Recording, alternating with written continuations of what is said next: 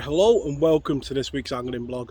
This week you join me on a day off work and we're out doing my favourite type of fishing, and that is fishing for silvers. Today you join me on the beautiful village pool. It is one of my favourite places to come and wet a line for silvers. It's moving into autumn now, and walking to the pool we did pass an elderberry bush which says one thing to me, and that is roach on hemp and tares. This isn't the first video that we have filmed on this venue, and I'll put a link at the top of the screen now to a recent session that we did on here, and on that one we also contacted some nice carp and bream. With that in mind, I have set up two rigs today. Primarily we're going to be targeting the roach using the Drennan green elastic. I've got that down to a 4x12 maggot float, strung out number 8 Dinsmore shot down to a size 14 hook. So on the other line we are going to be targeting the carp and the bream on the bottom periodically.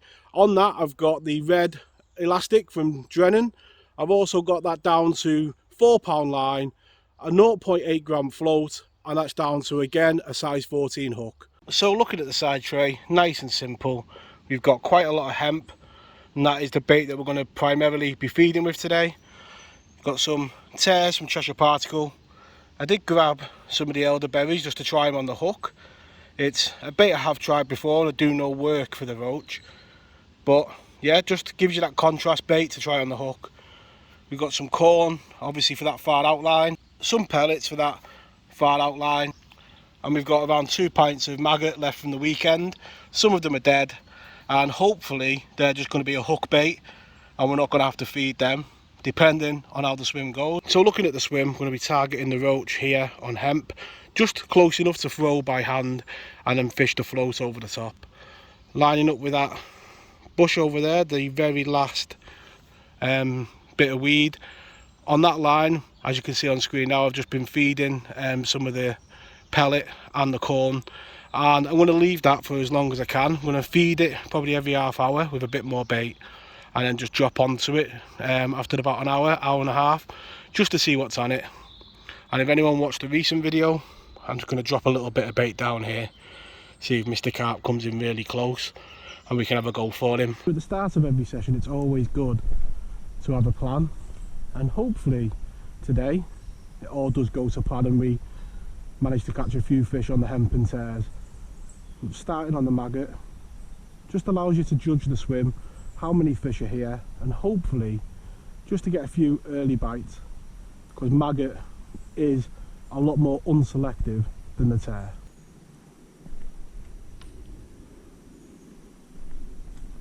So I'm going to be really positive today with the feeding. Just going to keep drip feeding that hemp in on this line, and say these early stages of a session are really just about attracting fish into your area. You know, you're never always going to come to a venue and fish be right in front of you. That's a small little fish to start with. Again, choosing a line today that I can feed quite comfortably, you know, with the tares, and you can see there, I think we've hooked into a bream quite early on the maggot.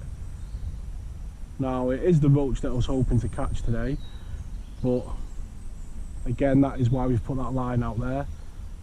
But while we're fishing with maggot on the hook, we're always going to run the chance of running into Mr. Bream, and he does seem to be on this pool somebody that arrived to the party quite early, because that is the second session we fished on here now where quite early on we have hit a bream. Take our time, see if we can get him in, but a great start to the session to get a quality silver so quickly. So what a lovely start to the session that is, a nice baby slabba-dabba-doo. Let's get this one straight back, get back out there and see if we can get another bite. What a nice start to the vlog. So a nice start to the session, Mr. Bream. Always welcome on the bank when I'm fishing. And straight back out, feeding that hemp and the maggot over the top. And again we've got one of those small roach. So with the maggot I'm just going to keep on it until I start getting one or two, say, better quality fish in the swim, and then I will move over to that hemp on the tare. But that is how I would normally fish it. I would normally fish with maggot on the hook just to begin with, just to get a few bites and feel your way into the session.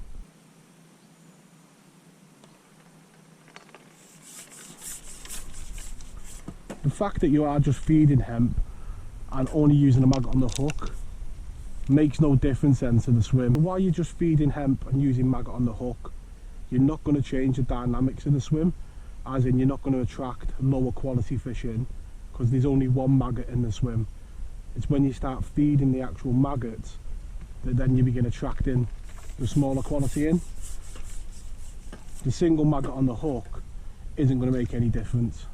But getting plenty of bites and just feeling my way into that session and waiting for them better quality fish to get on that hemp and arrive.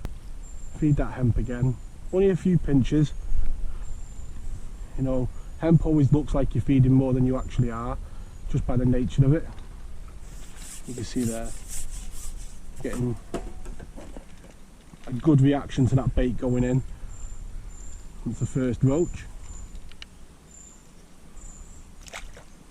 It is worth mentioning here that hemp is a funny bait, as in it's not a bait that the fish will always feed on. You can come one day and have a really good day with hemp as a bait, and then come the next day and they just won't eat it. And that's just the type of bait that it is. Now, a bit earlier on I said I was waiting for one or two quality fish to arrive, you know, better quality. And as you can see there, from the ones we were catching at the start, that is a stamp up again. So straight back out, feeding with that hemp. I am feeding it over a bit of an area. You don't want the fish on a dinner plate. You know, you want them moving about the swim and picking up the hemp as it's falling through, and hopefully eventually settling on the bottom. And they are now beginning just to get one or two roach that are coming to the line. As you can see how the dynamic of the swim has changed already, from them little tiny little roach to now we're getting ones just that bit bigger on every cast.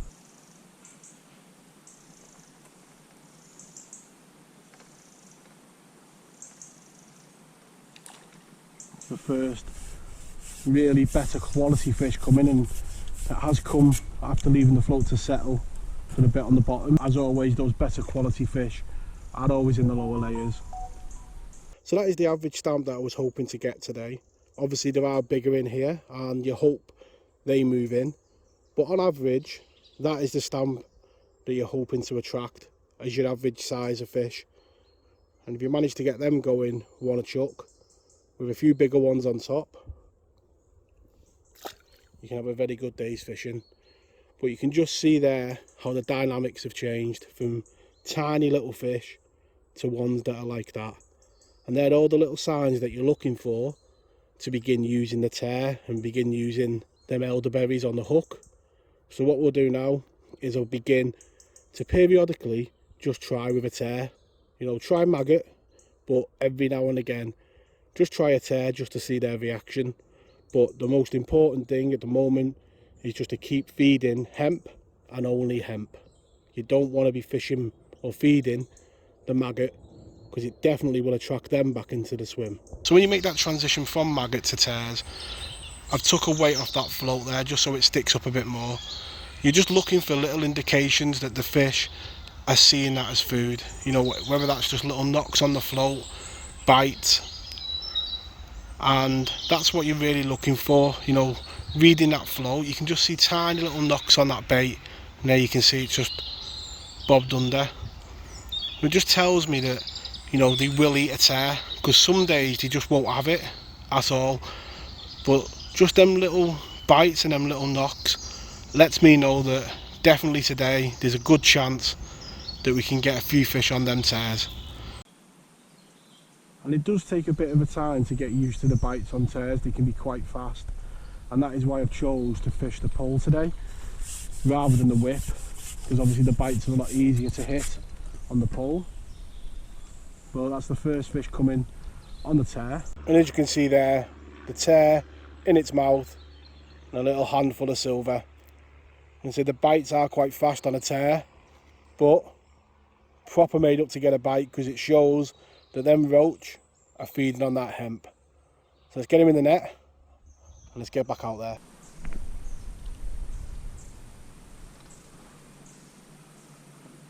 There we go, there's the first really better quality fish coming on that turn. As you can see there, just as we were feeding that hemp, that fish is taking it on the drop, and definitely the type of fish that we've come for. And that there just shows why hemp and tares is worth the effort. That is most definitely the type of fish that you get on tares. It's a lovely roach, that. It's got the gold in its gill and a beautiful fish. This place, although you can today hear the kids in school in the background, which you don't normally hear at a weekend, it is still a beautiful place to wet a line. You can hear the birds singing, you know, the wildlife just going about its daily routine. And being sat here fishing for roach on hemp and tares certainly beats being sat at my desk at home doing a day's work.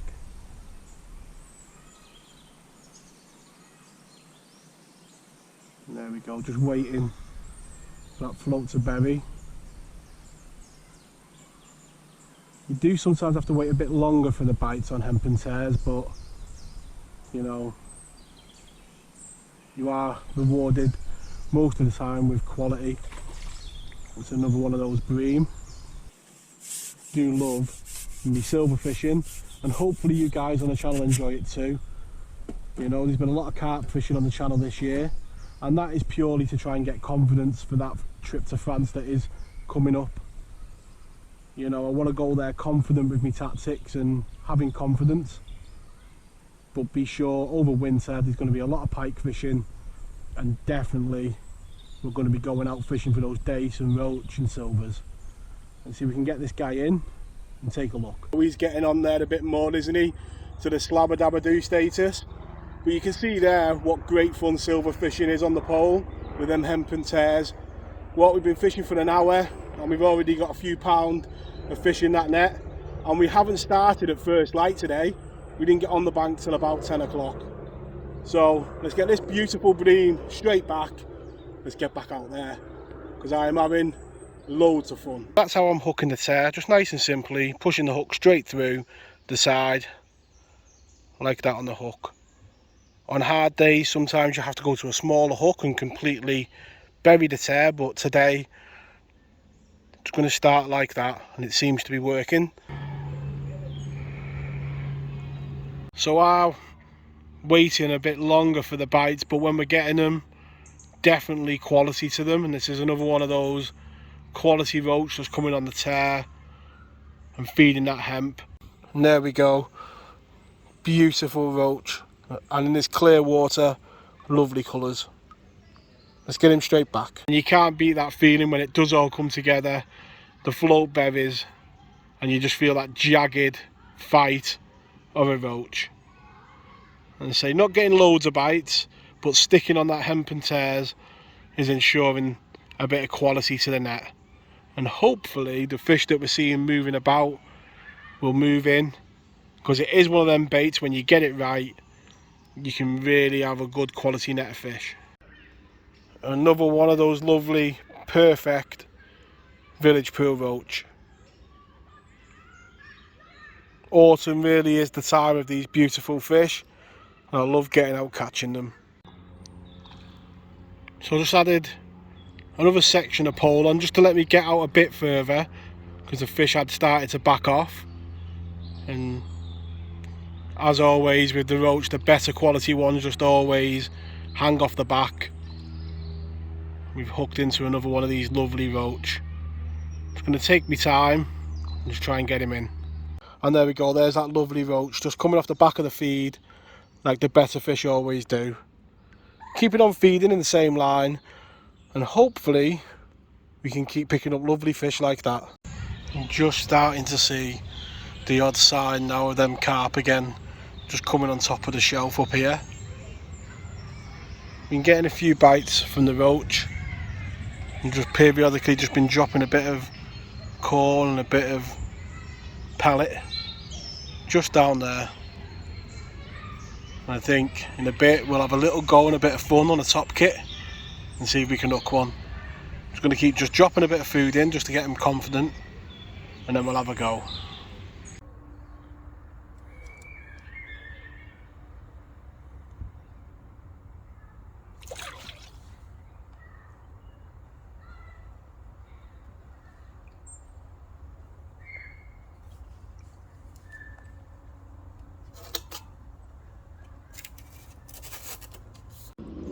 So that didn't take too long, did it? Been watching the carp coming in down there for the last probably half an hour. Now if they're coming in there, they're most definitely coming in on the roach line, and it's probably why it's been a bit quiet, because yeah, they do love hemp, as we've proven when we've been carp fishing with particle. You know, carp love those hemp and small particle mixes, and most definitely been the reason why it's been hard to get the roach going. And I do think it will get better on here for the hemp and tares as it gets colder, as the carp shut off and there's just roach feeding, most definitely. But while you've still got, as I say, 6 to 8 carp moving into your swim, it's going to be hard to keep those roach there, because they will bully them out. And say it's good fun though, catching them that close in. You know, the float just disappears, and yeah, much more in control this week. No washing line, the right gear. Been giving that line a miss out there, really concentrating on getting them roach going really. So that's why we've not been fishing that line really, because I just think it's going to be the same fish that we're seeing down here that would catch out there. Won't get him out or hold him up or anything. The gate crasher of any party, Mr. Carp. Good fun, but I'd much prefer to have the roach today. Sorry matey, let's let him go. Back he goes. So with that bit of fun out the way, I'm going to continue just to try and catch some roach on this line here. It has been hard at times, and I do think it is down to Mr. Carp coming in. Just hard to keep them going. Do think that is the reason. Like I said before, if they're down here, they're most definitely going to be out there, aren't they? But we've had some nice roach. We're moving towards the latter stages of the session now, because I've got to go and pick the kids up from school. Let's have another bit of a go out there. We'll keep an eye down here for a bit more fun. Mr. Carp, eh? Gotta love him. Just not when you're roach fishing. So trying to get away from Mr. Carp a bit, I've just decided to put them few sections of pole on, and I'm going to start feeding just a bit further out and just see if we can, you know, feeding a bit lighter, where we can just get a few more bites towards the end of the session. It's worked almost straight away, so definitely seeing that these fish here are being pushed out a bit, because we've had that bite straight away.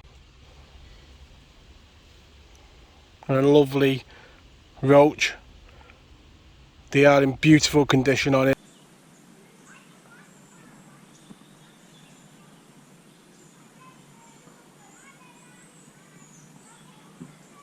As you can see there, just on the tear, hooked into a quality fish. I don't think it's a roach.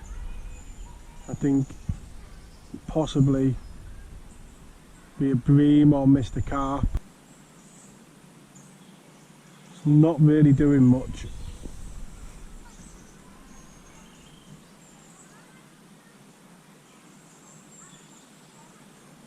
Almost certainly going to be Mr. Carp. And whether we get it in or not, because it's debatable, it just shows the pulling power of hemp and why I have so much confidence in it. You know, we're fishing hemp and tares today, and just connected with quality, and that's what tares does. You know, it picks out the quality, most definitely. And I don't actually think this knows it's hooked, to be honest with you. So it most definitely is Mr. Carp, and he's woken up under the rod tip, just hoping that the 2 pound line holds, and it just does show Mr. Carp loves those tares as much as the roach, and hopefully we can get him in. And what a battle that was on the pole. What a fight. My arm is absolutely aching off, but Mr. Carp on a tear. Let's give him a minute to rest. I'll have a rest, and then we'll take a look at him. Lovely battle on that light line and light elastic, and great fun. But I do think I got it right halfway through this session, when maybe it's a bit early to be expecting to be getting those quality roach settling before it gets a bit colder. I think we might have to give it a month or so, let those temperatures drop, get them first frosts about, so Mr. Carp begins to shut down, and then we'll try again. I'm going to have another 15-20 minutes before it's time to pick the kids up from school. And look at that for a beautiful fish. I really do love the rudd. It's always a fish that reminds me of childhood, but in this clear pool you can just see its vivid colours so perfectly. Them deep reds and them golds. It's a lovely fish.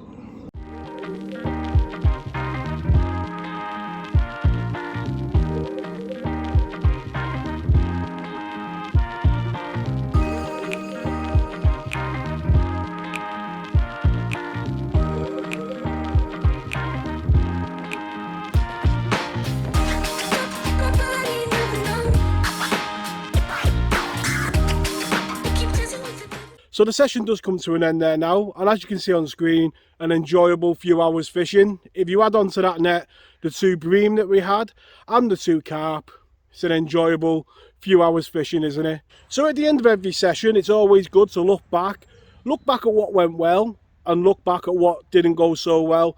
Today I think we did get our tactics right for catching quality roach in using hemp and tares as the main bait. Unfortunately, I do think we maybe are a month and a bit too early. Maybe we need to revisit this venue once we get them frosts and the temperatures drop and Mr. Carp becomes a bit less active, most definitely. It is a venue that does hold quality fish and a lot of silvers, so definitely be a venue we'll come back to on the vlog. That does bring the session to an end there now. I want to wish you all tight lines in your own fishing. I hope you enjoyed this week's vlog. Tight lines of your bankside. It'd be great if you could like and subscribe if you are new to the channel, and I'll catch us all next week. Tight lines.